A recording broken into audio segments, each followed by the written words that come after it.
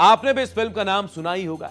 यह फिल्म भारत में box office पर धमाल मचा रही है। दुनिया के कई देशों में यह फिल्म सुपर हिट है। लेकिन क्या आप जानते हैं, भारत में बनी यह फिल्म धुरंधर को लेकर पाकिस्तान दिल मिलाया हुआ है। तो वहीं फिल्म को बहरीन, कतर समेत 6 खाड़ी देशों में बैन कर दिया गया। सवाल उठता है कि इस फिल्म में ऐसा आखिर है क्या कि मुस्लिम देशों ने फिल्म का बाइकॉट कर दिया। हम इसे लेकर हर एक पहलू का एनालिसिस भी करेंगे। एक्टर रणवीर सिंह की फिल्म धुरंधर भले ही भारत के साथ साथ विदेशों में भी बॉक्स ऑफिस पर जबरदस्त परफॉर्म कर रही है, लेकिन इस फिल्म ने पहले ही हफ्ते में वर्ल्ड वाइड, जी हां, 300 प्लस करोड़ रुपए का ग्रॉस कलेक्शन कर लिया। भारत में भी इस फिल्म ने करोड़ों की कमाई का आंकड़ा पार कर लिया है। लेकिन खाड़ी देशों की आंखों में फिल्म धुरंधर जरा भी नहीं सुहा रही। खबर है कि इस फिल्म को खाड़ी देशों में बैन कर दिया गया है। फिल्म में रणवीर सिंह के अलावा आर माधवन, अक्षय खन्ना, अर्जुन रामपाल और संजय दत्त जैसे कैरेक्टर हैं। इसके अलावा एक्ट्रेस सारा अर्जुन से धुरंधर से उन्होंने बॉलीवुड में डेब्यू किया। हम आपको बताते हैं कि आखिर क्यों पाकिस्तान को इस फिल्म को लेकर मिर्ची लगी। हम इस फिल्म की पाकिस्तानी एंगल से पड़ताल भी करेंगे। एक रिपोर्ट के मुताबिक फिल्म मेकर्स की लाख कोशिशों के बावजूद धुरंधर को यूएई, जीसीसी देशों में किसी में भी रिलीज की अनुमति नहीं मिली, जबकि यह विदेशी बाजार बॉलीवुड फिल्मों की ओवरसीज कमाई में भारी योगदान देती है। रिपोर्ट में कहा गया कि सभी 6 खाड़ी देश यानी सऊदी अरब, बहरीन, कुवैत, ओमान, कतर, संयुक्त अरब अमीरात यानी यूएई ने धुरंधर को रिलीज नहीं किया।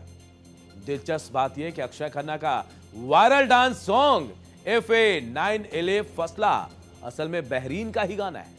और इसमें भी बड़ी बात यह कि पाकिस्तान में भी इस फिल्म को लेकर उत्सुकता है। धुरंधर पर बैन आखिर क्यों है? रिपोर्ट्स के मुताबिक फिल्म धुरंधर को एंटी पाकिस्तान की फिल्म बताया जाता है। धुरंधर को लेकर अपने देश में काफी क्रेज दिख रहा हो, लेकिन फिल्म धुरंधर की कहानी जो है कंधार हाईजैक, संसद भवन पर हुए हमले और मुंबई के 26/11 आतंकवादी हमले पर बेस्ड है। फिल्म में कराची शहर में हुए रियल गैंगवार की कहानी को फिल्माया गया है। असल में पाकिस्तान का कराची दशकों पुराने गैंग वॉर से परेशान था। कराची में गैंग वॉर में सैकड़ों लोगों की जान भी चली गई। ऐसे रहस्यमयी गैंगस्टर जिनका नाम लेना भी कराची में शर्मिंदा से भी बड़ा गुनाह रहा है, क्योंकि हत्याओं में डेड बॉडी देखकर शैतान की भी रूह कांपती थी। एक पुलिस ऑफिसर इस दलदल को साफ करने उतरता है। कुछ अरेस्ट भी होते हैं, ऑफिसर्स पर हमले भी होते हैं, लेकिन वो बिना डरे वहां से बच निकलता है। बाद में सुसाइड बॉम्बर की चपेट में ऑफिसर आ जाता है। पाकिस्तान दावा करता है कि उसने भारतीय नेवी के एक एक्स ऑफिसर को अरेस्ट किया। उसे भारतीय इंटेलिजेंस एजेंसी रॉ का जासूस बताया जाता है। हालांकि भारत ऐसे किसी भी दावे से इनकार करता है। दावा होता है कि कराची वाले उस ऑफिसर की हत्या रॉ ने स्पॉन्सर की थी। अब कैरेक्टर्स की बात करते हैं, एक्टर्स की बात करते हैं। अक्षय खन्ना इस फिल्म में है, रहमान डकैत के रोल में। फिल्म की कहानी मुख्य तौर पर आप पीपल्स अमन कमेटी के संस्थापक सरदार अब्दुल रहमान बलोच कहें या फिर कराची अंडरवर्ल्ड का डॉन रहमान डकैत की है। अक्षय खन्ना रहमान डकैत की भूमिका में ही है। रहमान डकैत की कहानी कुछ इस तरह है। लियारी में ड्रग्स का तगड़ा धंधा करने वाले दादल डकैत के यहां रहमान बलोच का जन्म हुआ। पिता की हत्या हो गई तो रहमान ने एक और बड़े गैंगस्टर हाजी लालू को ज्वाइन कर लिया। 13 साल की उम्र में पहली हत्या, 15 साल की उम्र में मां की हत्या की। रहमान को नई पहचान मिली, रहमान डकैत।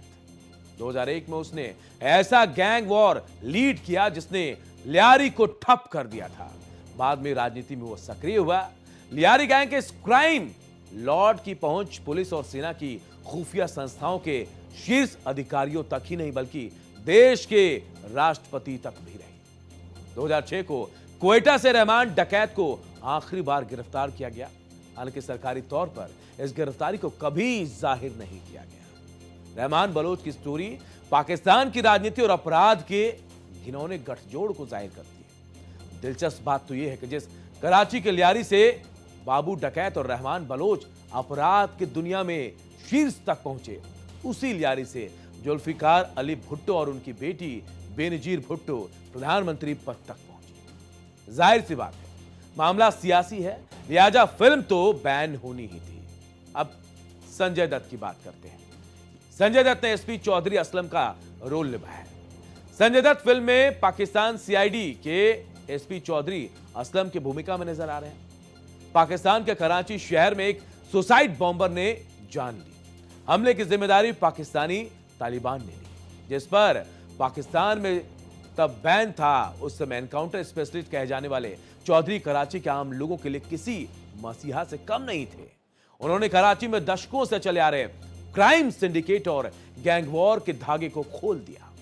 उन्होंने ऐसे गैंगस्टर का एनकाउंटर किया जिनके नाम से कराची थर थर कांपता था। अब अगले कैरेक्टर की बात करते हैं। अर्जुन रामपाल, मेजर इकबाल। धुरंधर के करीब 4 मिनट के लंबे ट्रेलर में अकेले अर्जुन रामपाल को लगभग 1.25 मिनट का स्क्रीन टाइम मिला। वो मेजर इकबाल नाम का किरदार निभा रहे हैं, लेकिन रियल लाइफ में इस नाम का रहस्य बहुत तगड़ा है। एक मेजर इकबाल का जिक्र 2008 के मुंबई हमलों के आरोपी डेविड हेडली ने भी किया था। डेविड ने मेजर इकबाल को अपना हैंडलर बताया था, लेकिन पाकिस्तान ने कहा था कि इस नाम का कोई ऑफिसर आईएसआई में है ही नहीं। आर माधवन, अजय सान्याल। धुरंधर में आर माधवन का किरदार अजय सान्याल ने निभाया। जी हां, बहुत ज्यादा अजीत डोभाल से प्रेरित भी है।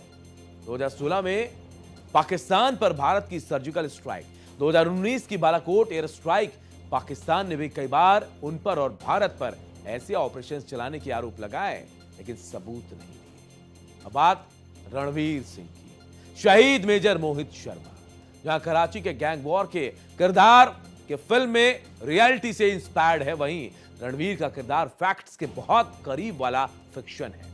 और फिक्शनल कहानी को कोई फिल्म जितना रियल ट्रीट कर पाती है, उतनी दमदार हो जाती है। इसीलिए धुरंधर के मेकर्स का यह प्लान समझ आता है कि रणवीर के किरदार का फाइनल रिवील उन्होंने फिल्म के लिए ही बचा कर रखा था। रणवीर का लुक भारतीय सेना के शहीद मेजर मोहित शर्मा की एक तस्वीर से बहुत मैच करता है। 2004 में मेजर मोहित शर्मा इफ्तिकार भट्ट नाम से आतंकी संगठन हिजबुल मुजाहिदीन ज्वाइन करने में कामयाब रहे। कराची में क्यों गैंगवार? क्या है कराची का बैकग्राउंड? कराची पाकिस्तान का सबसे बड़ा शहर, भारत से अलग होकर पाकिस्तान बनने से पहले यह सिंध प्रांत की राजधानी हुआ करता था। कराची हमेशा से इंडस्ट्रियल और फाइनेंशियल एक्टिविटी का सेंटर था। पाकिस्तान बना तो भारत से गए मुस्लिम भी यहां बसे। उत्तर प्रदेश से, राजस्थान से, मध्य प्रदेश से उन्हें यहां मुजाहिर कहा गया। उन्होंने व्यापार और बाजार पर अपनी पकड़ बनानी शुरू की। इलाके में पुश्तैनी जमे हुए सिंधियों को इससे दिक्कत होने लगी और फिर पाकिस्तान से बांग्लादेश कटा तो वहां से बिहारी और बंगाली भी आ गए। इसी तरह आगे चलकर पश्तून भी आए।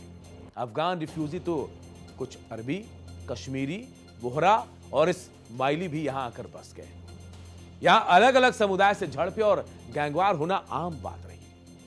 कराची के सबसे कम विकसित इलाकों में से एक लियारी 80 तक आते आते गैंगवॉर का सेंटर बन चुका था। धुरंधर के ट्रेलर में एक फ्रेम है, बैग टांगे रणवीर सिंह एक इलाके में दाखिल हो रहे हैं और वहां लिखा है वेलकम टू लियारी।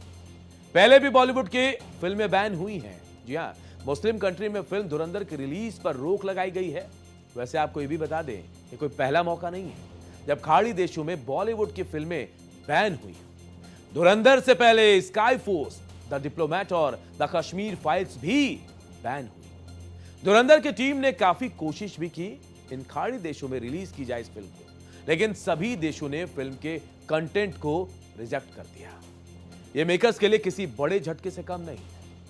धुरंधर को लेकर देश में क्रेज है। जी हां, 2024 में रिटायर्ड कर्नल अजय के रैना ने किताब लिखी अननोन गनमैन। उसमें पाकिस्तान में घुसकर ऐसे ही ऑपरेशंस करते भारत की कहानी थी। अब बॉलीवुड फिल्म धुरंधर ऐसी ही कहानी लेकर आई है।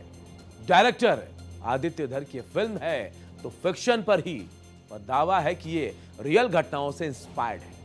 पाकिस्तान की सियासत और गैंगस्टर से जुड़ी होने की वजह से पहले ही पाकिस्तान इस फिल्म से नाराज है।